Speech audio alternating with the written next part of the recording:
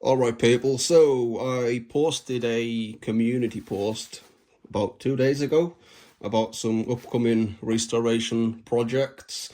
This one I've already started.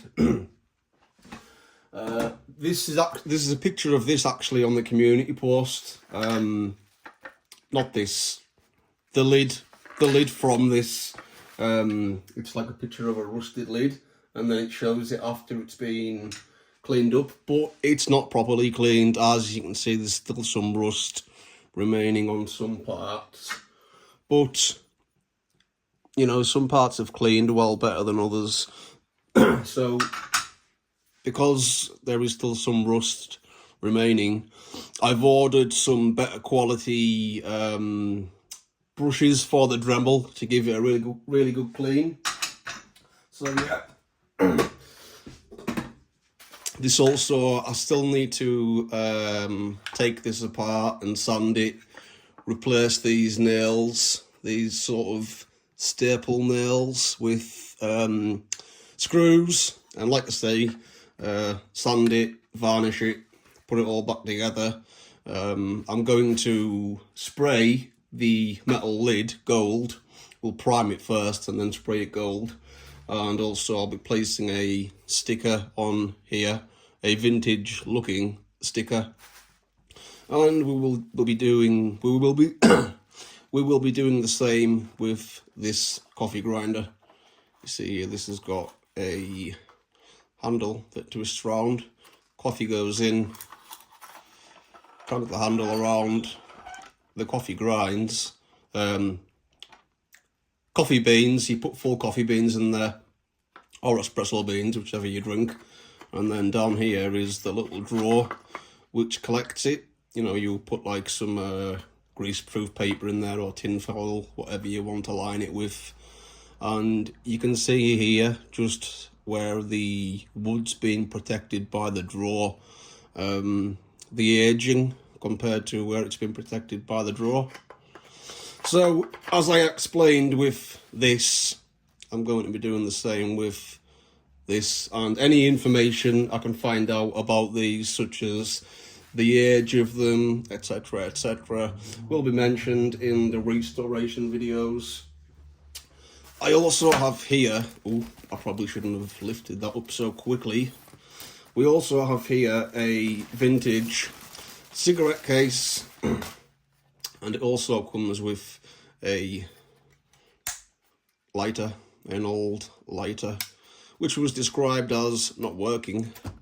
So, you know, I'm not quite sure how I'm going to fix this, but I will. We'll take it apart and have a look. I'm pretty sure, you know, I mean, it clearly needs a new flint, possibly some new lighter string.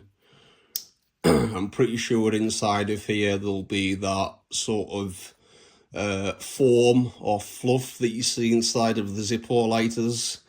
This screw here, I'm pretty sure that'll be where the spring and the flint is, you know, to light it up. And this part here is where you're full of lighter fluid. So yeah, looking forward to this restoration.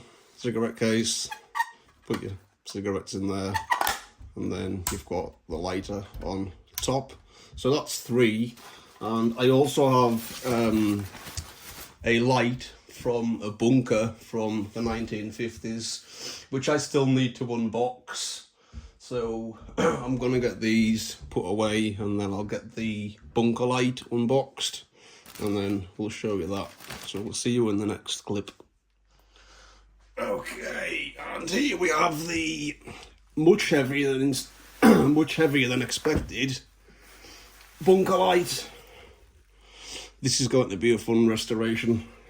I've actually seen someone repair, restore a bunker light very similar to this.